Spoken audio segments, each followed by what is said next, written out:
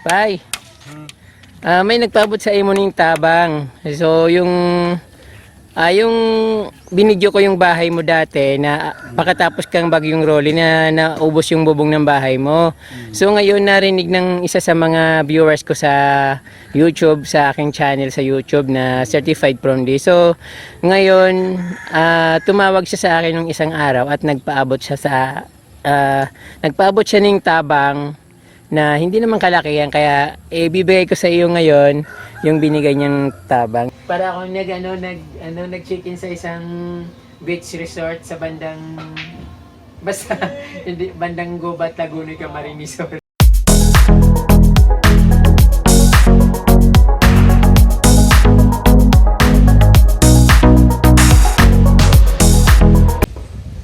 Hello mga ka-Promdi, gusto ko bago matapos yung December or yung Pasko, gusto ko makita nyo yung naibahagi nyo kay Certified Promdi during na kailangan niya. Kaya ka-Promdi, gusto kong makita nyo yung tulong na ibinigay nyo sa akin, kasi gusto kong malaman nyo na mahalaga yung binigay niyo sa akin at hindi ko sinayang yon. Kahit na isang maliit na halaga, kahit na singkusing, wala akong sinayang dahil pinapahalagaan ko yung binigay niyo sa akin. Alam kong napakahirap maghanap ng pera ngayon, alam kong wala rin mga trabaho yung iba, at alam kong taghirap ngayon, kaya ganun ka-Promdi yung pagpapahalaga ko sa mga blessing at binibigay nyo sa akin, ka-Promdi. Kaya ito, ka-Promdi, yung papakita ko sa inyo kung saan napunta yung tulong na ibinigay nyo sa akin. Ito ang binabanggit ko, ka-Promdi. Natatandaan nyo ba yung isang bukbukin na kubo, yung Instagrammable na kubo na bukbukin sa loob at sinira ng bagyo? Ito na siya ngayon, ka-Promdi. Gusto kong ipakita sa inyo kung ano yung nasa loob, kung saan napunta yung mga binigay nyo sa akin. Dahil naging bagay kayo dito, ka-Promdi, sa aking pagpapayos ng kubo, at talagang bahagi kayo, ka-Promdi, dahil 100% galing to sa inyo, at wala po akong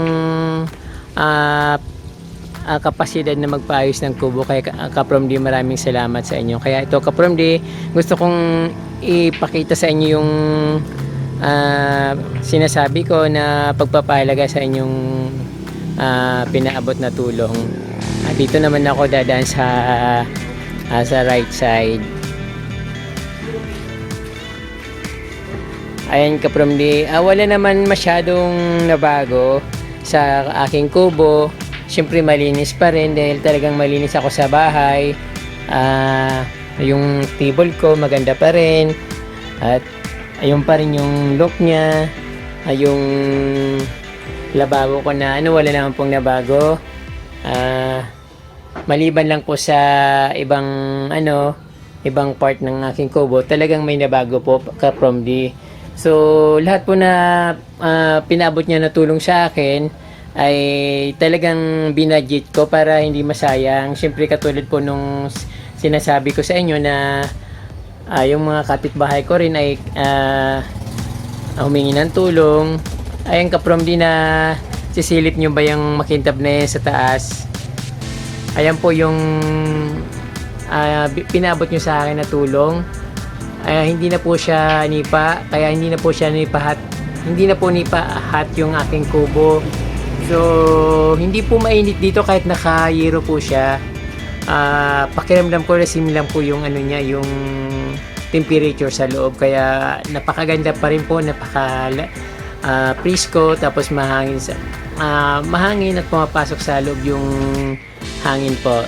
So ngayon, ka-Promdi, dahil wala naman na bago dito sa aking kusina maliban sa bubong, at maganda pa rin siyempre yung halaman ko, talagang ito, ka-Promdi, regular ko tong pinapasok dito kasi mainit, ayaw niya ng init. Ito, alocasia. Tapos siyempre mayroon ditong maliit na yung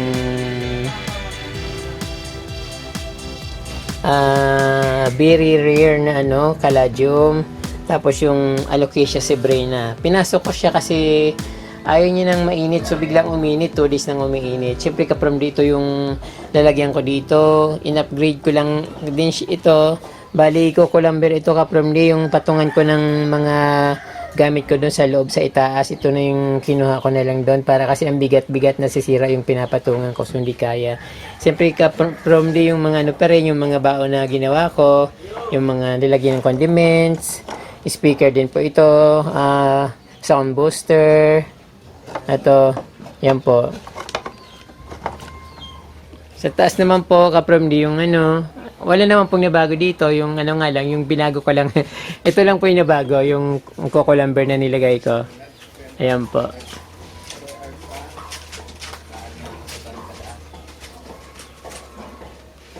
Tapos kaprom di, may pumunta ditong isang ano, kaprom di na taga rito rin po sa bayan namin. So dinalhan niya ako nito, although hindi ko siya nakita.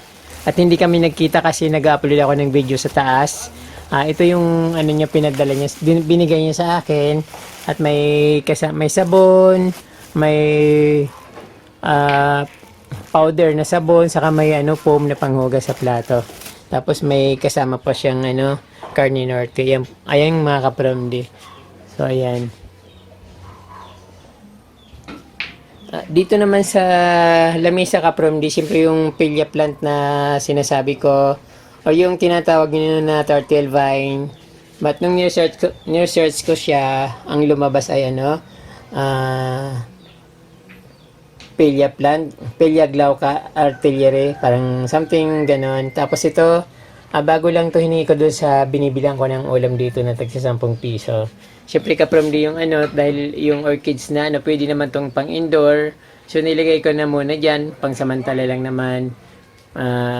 Design, tapos pag ilang araw ilalabas ko ulit para medyo maambunan siya ng konti yung mahamugan. Ayan kaprom dito yung placemat ko, kawayan.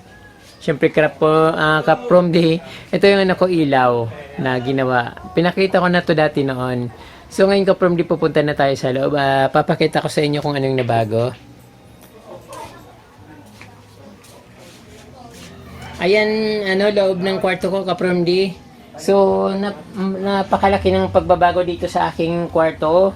So, yung wall ko dati, wala siyang double wall. Bali, kitang-kita yung mga butas-butas ng kawain dito sa sa labas. Pero sa loob naman, pag nasa labas ka, hindi mo makikita yung loob. Pag nasa loob ka, makitang-kita mo yung labas. So, ngayon ka from dito na, malinis na, wala nang mga bukbok, tapos yung wala nang mga hangin na dumadaan kung saan-saan. So dito na lang. Pero parang wala naman na bago ka from di, talagang mapresko talaga dito. Tapos syempre nilagyan ko rin ng kisame. Although hindi ko na siya binarnisan kasi ang hirap mag-varnish ng ano, dapat nung bago siya nilagay, binarnisan ko yung plywood. So nakalimutan ko kasi ang lakas ng ulan nun. Parang mahirap naman mag-varnish kapag malakas yung ulan. Kasi namumuti, tapos hindi naman natutuyo ko, pangit lang. Kaya yun nangyari. Pero okay lang kaprom di kasi maganda rin naman tingnan. Mahalaga mayroon na akong kisame, may double wall na yung wall ko, at wala na mga bukbok na nahulog. Simple dito, ganun din, medyo hindi nga masyadong maayos kasi yung ano, haligi kasi nakikita. Yung haligi kasi dito bilog, hindi yung pinutol na kahoy na ano, na ginawang lumber. Ano lang siya kapron di yung buon na niyo na ano kahoy, kaya ganyan. So balog-balugtot siya. So hindi yung ano dingding niya, hindi siya madiretso na ano, kaya hindi siya malinis kahit tinakpan na lang ng ganito. Ayan. Maganda naman tingnan, parang akong nasa para akong nasa resort. Para akong nag-check-in sa isang beach resort sa bandang basta hindi bandang Gubat, Laguna, Camarines Resort. Ito ka from there. So parang nasa resort yung pakiramdam ko. Tapos yung syempre yung mayroon akong Venetian blind na yung sabi ko na to before nung pinakita ko ng after Baguio. To parang yung damo na nabili namin sa Japan Home na 88 pesos. So dalawa siya. So pag gusto kong medyo malamig medyo lumamig ng konti at pumasok ng medyo malakas yung hangin, So, tinataas ko lang to ng ganyan. Ayan. Tapos, syempre, wala pang bubong yung bintana ko dito sa labas. Pag malakas yung ulan, pumapasok pa rin dito. Kaya binababa ko siya ng ganon. Pero since nawala naman ulan ngayon at mainit, so pwede ko naman siyang itaas. Ayan, nakakadagdag din siya ng liwanag. Saka maliwalas yung dating. Yung seating ko ganun pa rin, yung nilagyan ko ng halaman dito. So palagi naman siya, minsan money plant yung nandiyan sa gilid. Ngayon yung mother's intanglo or snake plant. So yung kama ko, the same pa rin. Wala naman na bago.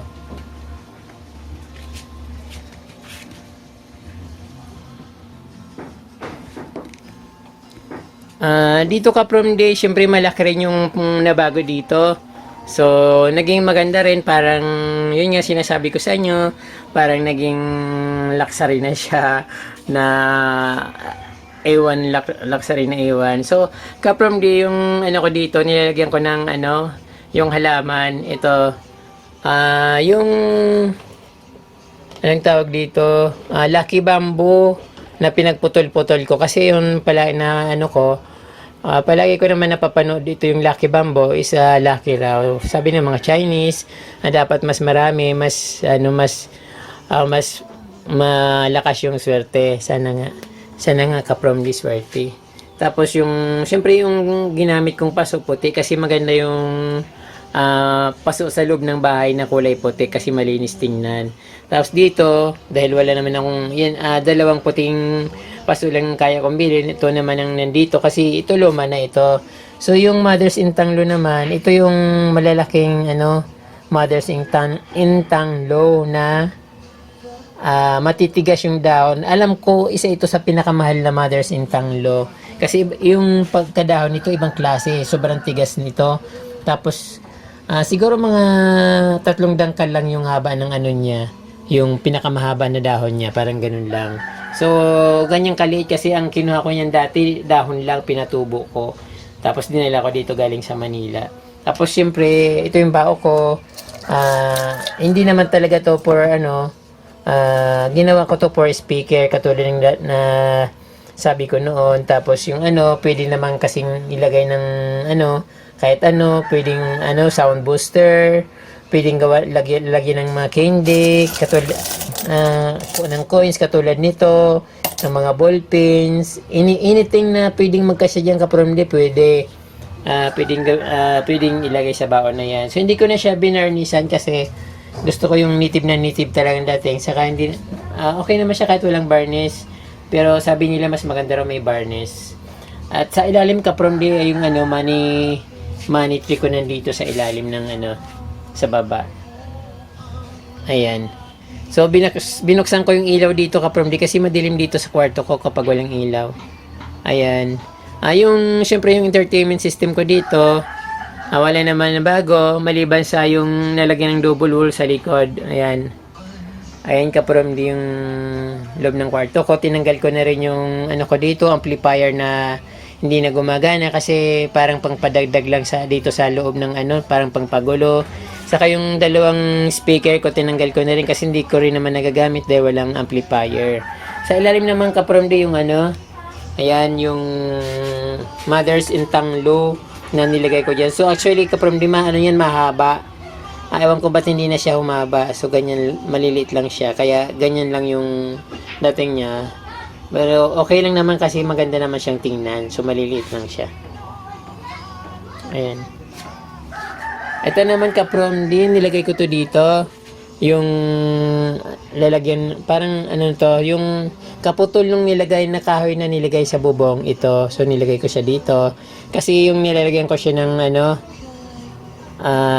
data ko, yung ginagawa kong video, yung binibilag ko. So bago ko i-upload sa YouTube, pinapanood ko muna dito sa TV ko para makita ko kung maayos yung pagka-video ko, tapos i-edit ko ulit kung hindi maganda. Tapos ito naman ka-promde dahil medyo mataas yung yung mga dito, hindi maabot yung mga wire ng mga charger ko dito sa baba. Kaya ito nilagay ko dito. Katulad nito. So, pag nag-charge ako, nilalagay ko lang dito yung cellphone ko sa ibabaw ng sound booster ko na kawayan. So, ginawa ko din ito ka-promdi kasi ang purpose ko nito lalagyan ng halaman. So, tapos nilagay ko yung cellphone ko na tumutugtog. Nung na-discover ko na magandang tunog, parang lumakas. Kaya, sound booster na rin siya ngayon ka-promdi. So, ayan ka-promdi yung, yung kabuuan po ng aking bahay kubo. So, yung bubong na may yero na, may kisame na, may double wall ng bahay kubo ko ka-promdi. Naging, parang mini luxury resort na sa beach resort na yung bahay kubo. Yung kama ko ka-promdi yung pa rin, kawayan. Tapos may, yung pa rin wala naman na bago. Ayan.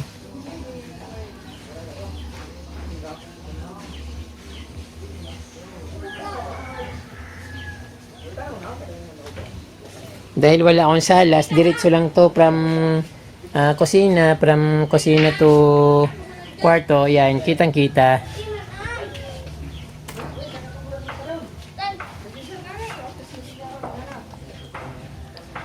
Napakasarap dito ka-promdi, napaka-presko. Lalo pag ganito medyo mainit tapos malakas ang hangin.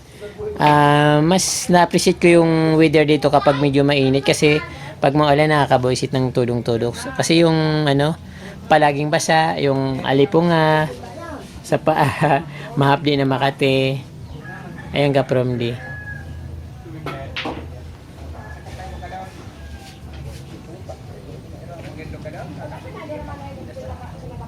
Ka-promdi, maraming pong salamat sa inyong pagbibigay, pagtitiwala sa akin, at pinahalagaan ko po yung lahat na binigay niyo sa akin, lahat na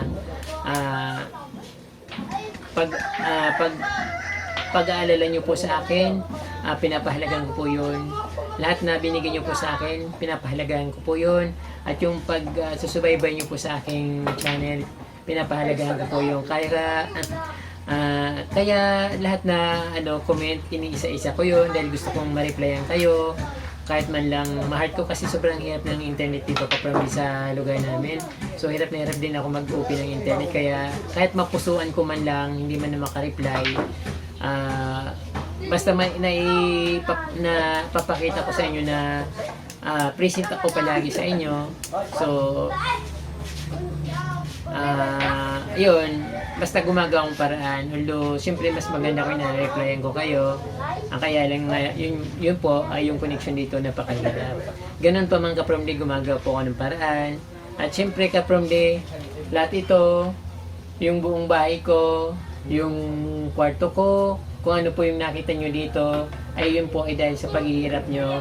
At siyempre, dahil sa panawagan ko po, yun po. Saka, yung sabing promise ko sa kapitbahay ko, inabutan ko rin po sila. Bye! May nagpaabot sa imo ning tabang. So, yung binidyo ko yung bahay mo dati na pagkatapos kang bagyong Rolly na naubos yung bubong ng bahay mo. So, ngayon narinig ng isa sa mga viewers ko sa YouTube, sa aking channel sa YouTube na Certified Promdi. So, ngayon, tumawag siya sa akin nung isang araw at nagpaabot siya ng tabang na hindi naman kalakihan, kaya bibigay ko sa iyo ngayon yung binigay niyang tabang. So hindi naman siya kalakihan, pagpasensyahan mo na kasi hindi naman siya parang nagmakaawa lang tayo para makakuha ng tabang pay. So ito yung tinoon niyang tabang pinaabot sa kuya. So hali po siya kay Ma'am Noemi Cruz. Hindi ko po alam kung taga saan siya, kung saan siya nakatira, pero Tagalog po yung salita niya. So malamang nasa Manila siya. Ito po pa yung Salamat sa lang maray. Opo. Salamat po kay Ma'am Noemi Cruz. Opo. Ayan po si Pyro yung nasira yung bahay niya. Yung awang-awa ako sa kanya kasi yung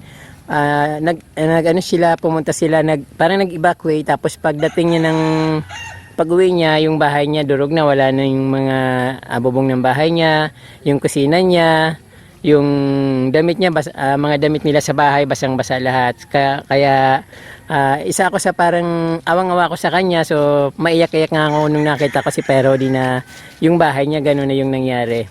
So, maraming pasalamat tayo kay Ma'am Noemi Cruz Yeah. kasi nagpaabot siya ng tabang. Salamat, Ma'am Noemi. Rose.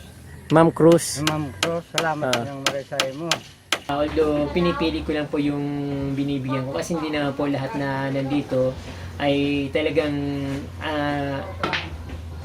na affected masyado ng bagyo. Although lahat po kami affected pero kukunti lang naman po kami yung kunti lang po kami yung talagang mahirap na talagang nasira yung bahay. Sa akin nga hindi naman gano'n sira. So, pinapakita ko naman sa iyo ang problema na dito yung bubong po. So yung Kaprom Day sa inyo po, maraming pong salamat. Mahalaga po kayo sa akin. Napakahalaga po ng tulong nyo sa akin. Kaya ngayon Kaprom Day, nandito naman ako sa ating shoutout portion. Shoutout to Leonardo Landayan of Bulacan. Jima Baita of Jinsan sa Mindanao ito. My Dream Life, Sinaida Dipad. Shout out to Jerebel Cruz and Be Happy from Abu Dhabi, United Arab of Emirates. Isa rin po siyang plantito vlogger. Helen Umali of San Pedro City, Laguna. Shout out to Vilma Manikdug, Asusina Conde, Alfe Espante, Engini Avance of Iloilo City. Hello po mga pangga. Dave Gomez ba to? Siguro Dave Gomez to na na-miss ko lang yung isang S or Z. From Iloilo City. Dave Gomez from Iloilo City. Tapos si Marinel Senyal at ang anak niya si Angel Senyal of Butuan City. Buduta family ng Mindanao. Saka Buduta family from Tabaco, Albay, Camarines Sur and Camarines Norte. Shout out daw po sa inyo from Buduta family. Bibiana Sereno of Cebu City. Salamat po sa inyong palaging panonood ng aking vlog. Nakikita ko po yung yung comment nyo po halos araw-araw present po kayo. Maraming pong salamat. Dagan salamat po. Dante Salvador from Sydney, Australia. Si Dante Salvador po ay isa rin vlogger.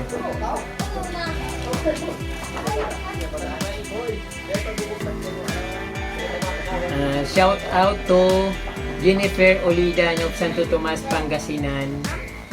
Meli Difante from Bacolod City. Hello po, Meli Difante.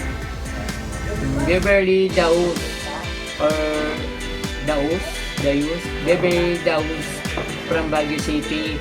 Miss ko na po yung Baguio. Sana matapos yung pandemic para makapasya na po ako. Yung mga Kaprom Day, maraming pong salamat.